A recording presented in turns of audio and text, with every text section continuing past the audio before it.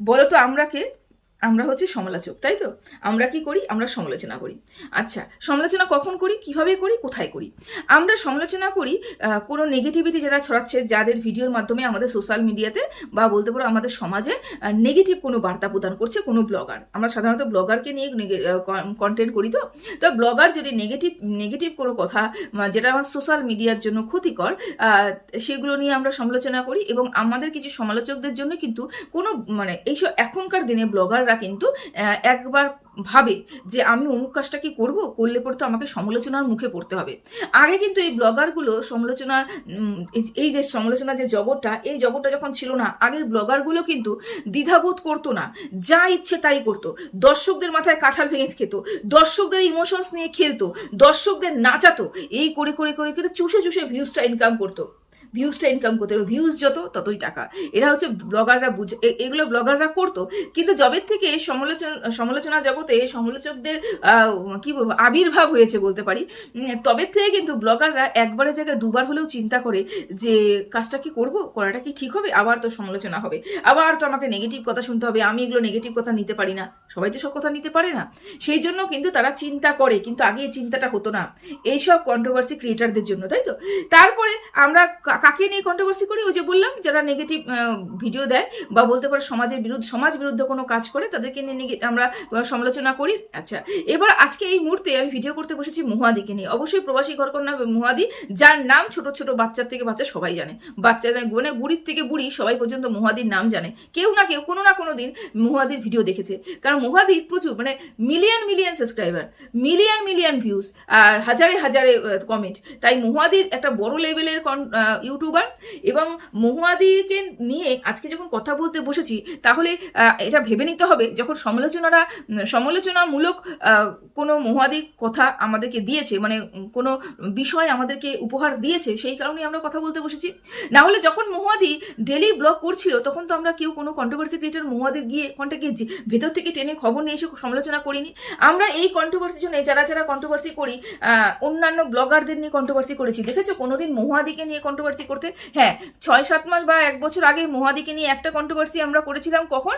যখন মহুয়াদি অতিরিক্ত ন্যাকাপনা দেখিয়েছিল, যে তার হাজবেন্ডকে নিয়ে, হাজবেন্ড বাইরে যাচ্ছিল এবং মহুয়াদি একা রাত্রেবেলা থাকতে পারবে না, 2 ছেলে মেয়েকে নিয়ে নাকি একা রাত্রেবেলা বাড়িতে থাকতে পারবে না, এবং খুব ন্যাকাপনা দেখাচ্ছিল, এবং ন্যাকাপনাটা সহ্য হচ্ছিল না, ভালো লাগছিল না, দৃষ্টিকটু লাগছিল। সেই কারণে আমরা সেই সময় একটা কন্ট্রোভার্সি করেছিলাম। তারপরে কিন্তু কেউ আর একটা উত্তর দিইনি। যদি আমাদের খেয়ে দিয়ে কাজই না থাকতো, বা আমাদের যদি ঘরের থেকে কন্ট্রোভার্সি বের করে নিয়ে এসে কন্ট্রোভার্সি করার স্বভাব থাকতো, তাহলে কোনো কন্ট্রোভার্সি ক্রিয়েটার মহুয়াদিকে ছাড়তো না। অনেক ভিডিও এরকম আমরা কন্ট্রোভার্সি করতেই পারতাম, কিন্তু আমরা তো করিনি। এই মুহূর্তে করছি, তার কারণ মহুয়াদি কন্টেন্ট দিচ্ছে, এবং দিচ্ছে শুধু বললে হবে না, ভুরি কন্টেন্ট দিচ্ছে এবং নেগেটিভিটি কিভাবে ছড়াচ্ছে, যে প্রত্যেকটা ব্লগার যাতে এগুলো কাজ করে, তার জন্য মহুয়াদি তার দৃষ্টান্ত, যে মহুয়াদি করেছে তাহলে আমিও করব। এবার এই জিনিসগুলো দেখাচ্ছে, এই জিনিসগুলো কি সত্যি সত্যি খুব ভালো লাগছে তোমাদের চোখে? খুব ভালো লাগছে। হ্যাঁ, মানলাম মহুয়াদি বলেছে স্মৃতির পাতাতে কিছু পাতা আমি যোগ করে রাখতে চাই। তো এই স্মৃতির পাতা তো পার্সোনালও রাখা যেতে পারতো না? কিন্তু পার্সোনাল রাখলে পরে টাকাটা ইনকাম হতো না। দেখো, তখনই আমাদের স্মৃতির পাতায় 2টো পাতা আরো বেশি যোগ হবে, যখন ওই পাতার মধ্যে থেকে টাকাটা আসবে। এটা কিন্তু চরম সত্যি কথা। যদি স্মৃতির পাতায় আরো 2টো পাতা যোগ করলে টাকা আসে, তাহলে মানুষ 2টো পাতা নয়, হাজার পাতা যোগ করবে। আর যখন ওই পাতার থেকে টাকা ইনকাম হবে না, তখন কিন্তু ওইখান থেকে মানুষ একটা কেন অর্ধেক পাতাও যোগ করতে চাইবে না। সেই জন্য এখন যেহেতু টাকা আসবে, সেজন্য স্মৃতির পাতায় অনেক কিছু যোগ হবে। বুঝতে পেরেছো? প্রথমত কথা। দ্বিতীয়ত কথা, মহুয়াদিকে নিয়ে এটা আমার প্রথম ভিডিও। আমি অনেকগুলো ভিডিও দেখেছি, কিন্তু আমার অন্য কন্টেন্ট ছিল বলে আমি ভিডিওটা করিনি, এই মুহূর্তে করতে বসলাম। মহুয়াদি, তার শাশুড়ি মা মারা গেছেন। সত্যি প্রথমে মহুয়াদি ক্লিক বেট খেলেছিল, প্রথম ভিডিওতে মা মারা গেছেন, আমাদের হৃৎপিণ্ড কেঁপে উঠেছিল, মা মারা গেছেন বাবা। তারপরে এসে দেখলাম যে ভিডিওর ভিতরে ঢুকে দেখলাম যে শাশুড়ি মা মারা গেছেন। ভালো কথা, ওখানেও ক্লিক বেট খেলেছেন, ওখানেও দর্শকদের একটা ইমোশনালি ফুল বানানোর একটা প্রচেষ্টা করেছেন। যারা প্রেমে অন্ধ, ভালোবাসায় অন্ধ মহুয়াদি, যারা দেখতে পাচ্ছেন না তাদের আমি বলছি না, কিন্তু যারা নিরপেক্ষ বিচার করতে পারেন, যারা দেখতে পারেন, তাদের কথা আমি বলছি। তবে মহুয়াদির এই যে শাশুড়ি মা মারা গেছে, মহাদি সত্যি সত্যি যদি তোমার শাশুড়ি মার জায়গায় তোমার মা হতো, তাহলে কি স্মৃতির পাতাতে এরকম করে আরো 5টা পাতা তুমি যোগ করতে পারতে? হয়তো পারতে, তাই না? ওই যে বললাম, যেখান থেকে টাকা ইনকাম হয় সেখানে 5টা কেন 20টা পাতাও যোগ করা যায়। আচ্ছা, এবার আসি এই যে দুদিনের ভিডিও নিয়ে আমার কিছু বক্তব্য ছিল, তবে এখন এই দুদিনের ভিডিও করবো না। আজকের ভিডিও নিয়ে আমার কিছু বক্তব্য রয়েছে, কিছু ভুল ত্রুটি কিছু রয়েছে। আচ্ছা, তার আগে একটা কথা বলি, এই মহাদির কমেন্ট বক্সে গিয়ে অনেকেই কমেন্ট করেছে এদের তো খেয়ে দিয়ে কাজ নেই, বসে পড়েছে, তাদেরকে আমরা বোঝাতে পারি না, বা বুঝিয়েও কি লাভ রয়েছে? না, তাদের বোঝার মতন মানসিকতাই নেই। যে তারা বলছে খেয়ে দিয়ে কাজ নেই, আমি বলি কি খেয়ে দিয়ে আমাদের এটাই কাজ যে আমরা বসে বসে সমালোচনা করব। আমরা সমালোচক, আমরা এখানে সমালোচনা করতে বসেছি, আমরা কন্ট্রোভার্সি ক্রিয়েটার, আমরা এখানে কন্ট্রোভার্সি করতে বসেছি, এবং আমাদের খেয়ে দিয়ে এটাই কাজ যে যখনই কোনো ব্লগার সোশ্যাল মিডিয়াতে এমন দৃষ্টিকটুর কোনো কথা বা শ্রুতিকটু কোনো ভাষা বলবে, তখন সেগুলোকে নিয়ে আলোচনা করব। এটাই আমাদের কাজ। আপনাদের কাজ, আপনাদের বুঝতে হবে আমাদের কাজ কি। আমাদের খেয়ে দিয়ে এটাই কাজ, বাড়ির খাই আর এখানে এসে এটা কাজ করি, এবং এই কাজ করে কমপক্ষে টাকাটা ইনকাম করতে পারি। যাই হোক, তবে মহাদি একটা কথা বলি, এখানটায় মহুয়াদি যে কাজগুলো করছে সেটা সত্যি সত্যি দৃষ্টিকটু লাগছে। হতেই পারে তার শাশুড়ি মা, দেখো আমরা যারা এখানে জন্মেছি তাদের তো মৃত্যু অনিবার্য মৃত্যু, তাদের মৃত্যু হবে, কিন্তু তার সাথে সাথে আমাদেরকে এদিকেও খেয়াল রাখতে হবে যাতে আমার মান সম্মান, যেটা আমি নিজে ইনকাম করেছি, বা যে রেসপেক্টটা আমি ইনকাম করেছি, সেই রেসপেক্টের কোনো দাগ না আসে, কোনো ফাটল না ধরে দর্শকদের মাঝখানে। আজকে বহু বহু বহু দর্শক মহুয়াদির কমেন্ট বক্সে কমেন্ট করে যাচ্ছে এবং ছি ধিক্কার করে যাচ্ছে, কারণ এটা মেনে নিতে পারছে না। এবং মহুয়াদি এই একটা জার্নি শাশুড়ি মারা যাওয়ার জার্নিটা এত নিখুঁতভাবে দেখাচ্ছে, যেটা মেনে নেওয়া যায় না, সত্যি মেনে নেওয়া যায় না। হবিষ্যি করা, পোড়ানো, শ্মশানে নিয়ে যাওয়া, শ্মশানে আগুনে চুল্লিতে উঠানো, পোড়ানো, মানে এমন কোনো বাদ নেই। এবং সমস্ত কিছু ইনফরমেশন তার মেয়ের সাথে শেয়ার করা, যেটা এটা অফ ক্যামেরা করলেও পারতো। অফ ক্যামেরা, হ্যাঁ, তোমার যদি মেয়েকে দেখানোর হতো তুমি দেখাতেই পারতে, শেখানোর হতো তুমি শেখাতেই পারতে, কিন্তু অন ক্যামেরা বিক্রি করে, শাশুড়িকে বিক্রি করে, শাশুড়ির শেষ যাত্রাকে বিক্রি করে, শাশুড়ির শেষ সম্বলটাকে বিক্রি করে, এটা আশা করা যায় না। কমপক্ষে মহুয়াদির মতন মানুষের কাছে এটা আশা করা যায় না।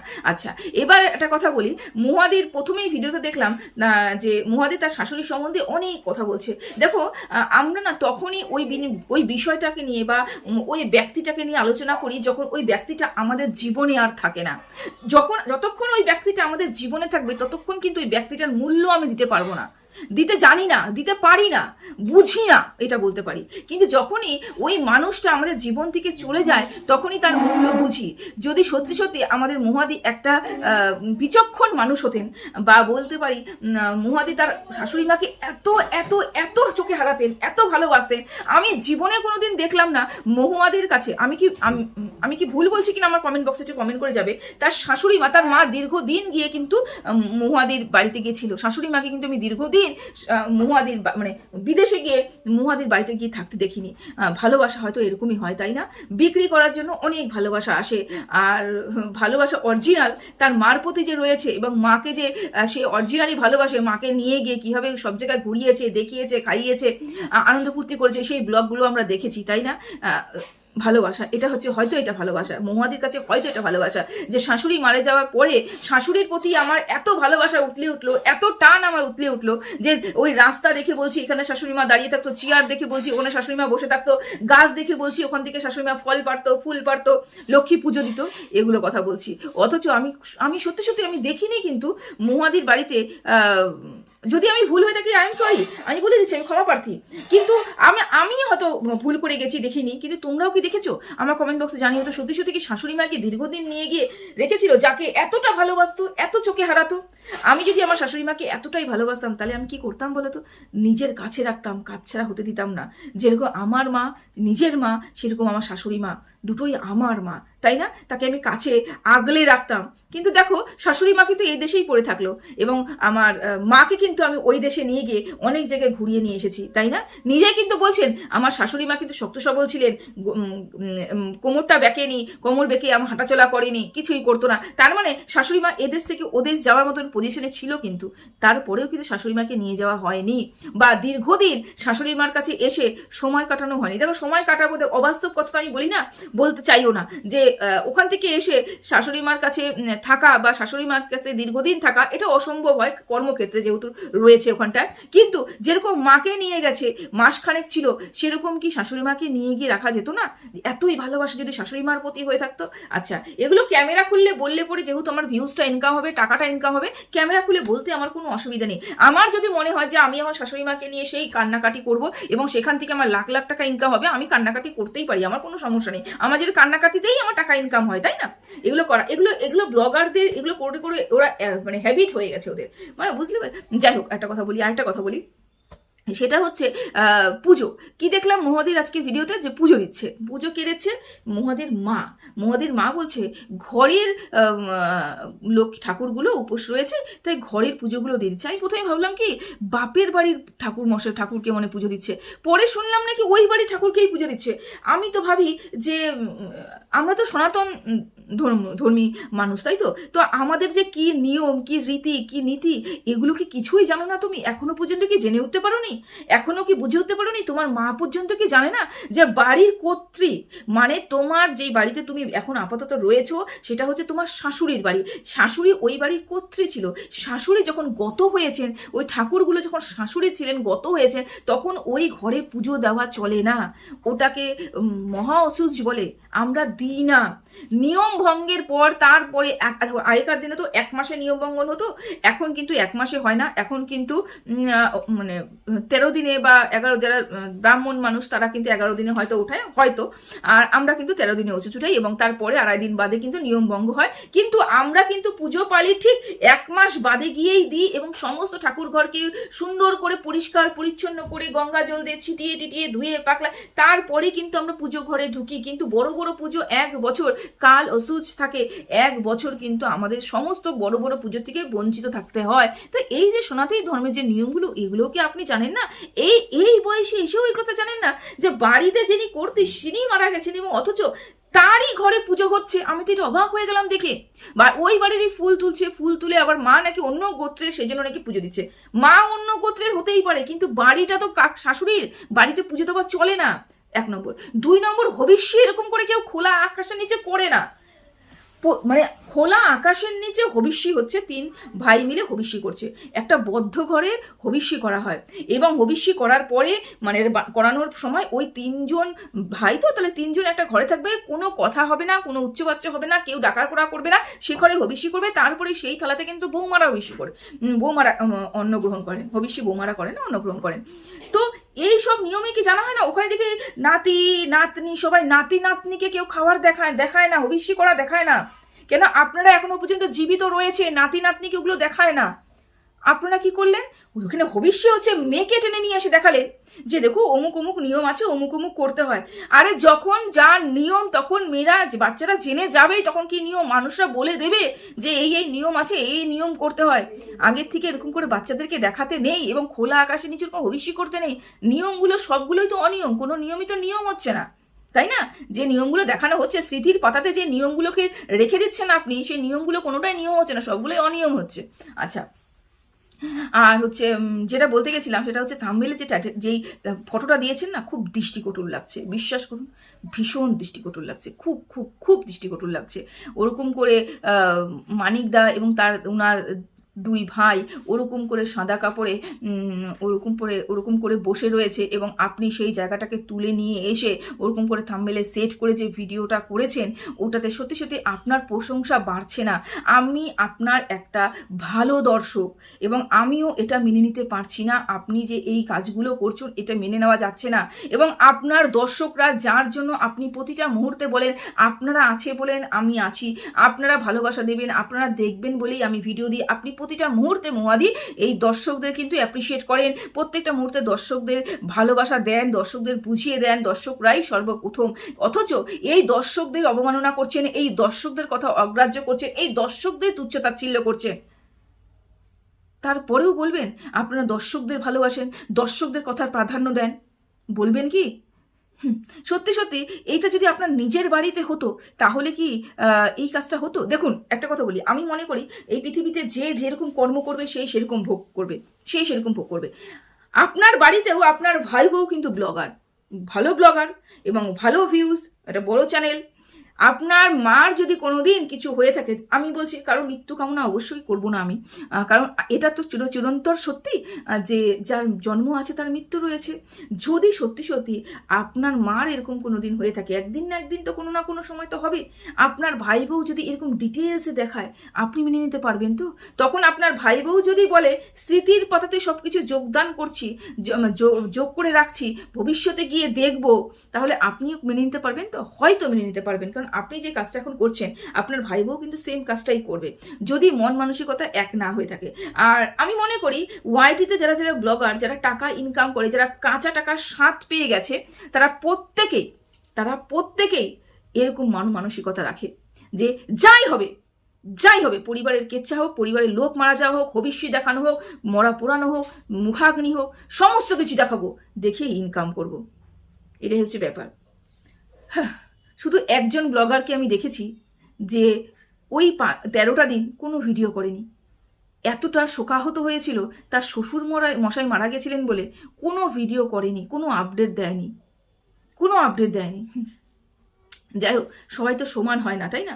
তো খুব দৃষ্টিকটু লাগছে, খুব বাজে লাগছে, কমেন্ট বক্স এক একটা কমেন্টে ভরে গেছে। ও একটা কথা বলি, একজন বলেছেন যে আমি বুঝতেই পারি না কেন যে কন্ট্রোভার্সি ক্রিয়েটাররা এরকম করে ভিডিও করে, আচ্ছা তাদেরকে একটা প্রশ্ন করতে পারি না যে ভিআইপিরা যদি মারা যায় তাহলে ভিআইপিদের দর্শন করার জন্য আমরা কি হুমড়ি খেয়ে পড়ি না? আমরা কি দেখতে পাই না, যাই না? তাহলে যদি তাদেরটা আমরা দেখতে পারি, তাহলে মুহাদির মুহাদির শাশুড়িটা কেন আমরা দেখতে পারবো না? আমি বলি কি, যেই কমেন্টটা করেছেন, প্রথমত কথা আপনি কোন ভিআইপির কথা বলেছেন সেটা কিন্তু ব্যাকেটে উল্লেখ করেননি। ঠিক কি ধরনের ভিআইপি অনেকগুলো লেভেল রয়েছে। যদি মনে করেন আপনি বলতে চাইছেন কোনো বড়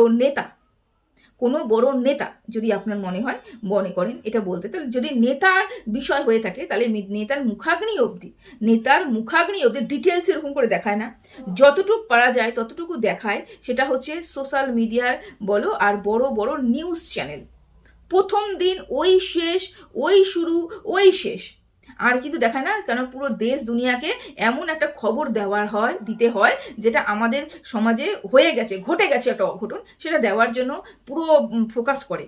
1 নম্বর। 2 নম্বর, যদি মনে করতে পারে আপনার কথা হিসেবে যদি ভিআইপিটা হয় কোনো অ্যাক্ট্রেস, মানে কোনো অভিনেতা অভিনেত্রী, তখন তাদের প্রচুর ফ্যান ফলোয়িং থাকে, ভালোবাসার মানুষ প্রচুর থাকে, উপচে পড়ে তার শেষ মুখটা দেখার জন্য। তার শেষ মুখটা দেখার জন্য তো আমরাও আমাদের পাশের বাড়ির যদি কেউ মারা যায় তাদের বাড়িতে গিয়েও তো উপচে পড়ি। এত বছর একসাথে ছিলাম, মানুষটা চলে গেল, গিয়ে শেষ দেখাটা দেখে আসি। শেষ দেখার জন্য সবাই উপচে পড়ে, কিন্তু এই শেষ দেখা এবং এই যে শুরু থেকে শেষ অবধি বিক্রি করা, একা টাকাটা ইনকাম করা, নিজের ব্যক্তিগত জীবনের মানুষ যে নিজের ব্যক্তিগত কেউ মারা গেছে তাকে দেখিয়ে ইনকাম করাটা, সোশ্যাল মিডিয়াতে কেউ ভিডিও করে ছাড়ছে, এই ব্যাপারটা কিন্তু আকাশ পাতাল তফাৎ। আশা করি বোঝাতে পারছি। ওখানে পরিবারের লোক, কোনো অ্যাক্ট্রেসের পরিবারের লোক, মনে করুন আজকে কার কথা বলবো, দিব্যা ভারতী চলে গেছেন, গত হয়ে গেছেন, বা শ্রীদেবী গত হয়ে গেছেন, মনে করুন শ্রীদেবী গত হয়ে গেছেন, তাকে দেখার জন্য প্রচুর লোক কিন্তু ভিডিও করছে, তাকে দেখতে গেছে, তার শেষ মুখ দেখতে গেছে। কিন্তু শ্রীদেবীর পরিবারের কোনো মানুষ একটা ব্লগ করে ছেড়েছে কি? ছাড়েনি তো। তারা শোকাহত, পুরো কভার করছে মিডিয়া, তারপরে সেটা আমাদের সামনে তুলে ধরছে। তারপরেও তার মুখাগ্নি অবধি পৌঁছয় না। যারা যদি পৌঁছে যায় তাহলে পৌঁছেও যায়, কোনো কারণবশত যদি পৌঁছে যায় ওটাই শেষ। এরকম ভবিষ্যৎ অবধি টেনে নিয়ে যায় না। 13টা দিন কি নিয়ম কানুন করছে, কি পোড়াচ্ছে না পোড়াচ্ছে, সেগুলো দেখাতে যায় না। হলো, এবার যারা নিজেদের বাড়ির লোক যদি মারা যায় তাহলে তারা কল্পনাই করতে পারে না। কদিন আগে ধর্মেন্দ্র যখন চলে গেল, সানি দেওয়ালের কাছে একজন গিয়েছিল, সানি দেওয়াল রীতিমতন ঝেড়ে কাপড় পরিয়ে দিয়েছিল সেই সোশ্যাল মিডিয়ার ইনফ্লুয়েন্সার, জানি না কে ছিলেন, বা ওরকম তো থাকে অনেক কভার করে, অনেক এরকম বলিউড খবর কভার করে যারা তাদেরকে ঝেড়ে দিয়েছেন যে আপনাদের ঘরে মানুষ নেই, আপনাদের মা বাবা নেই, আপনাদের মা বাবা মারা গেলে পরে কি আপনারা এরকম করে কভার করবেন, এরকম করে বিক্রি করবেন? আমরা শোক বিক্রি করতে পারি না, এটা হচ্ছে মানুষ।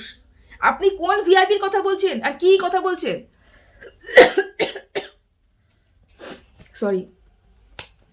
তো এখানটায় না যারা যারা ভিআইপিরা মারা যায় তাদের পরিবারের লোক তাদেরকে বিক্রি করতে আসে না। এখানে মহাদি তার নিজের শাশুড়িকে বিক্রি করছে, এটা মনে রাখতে হবে।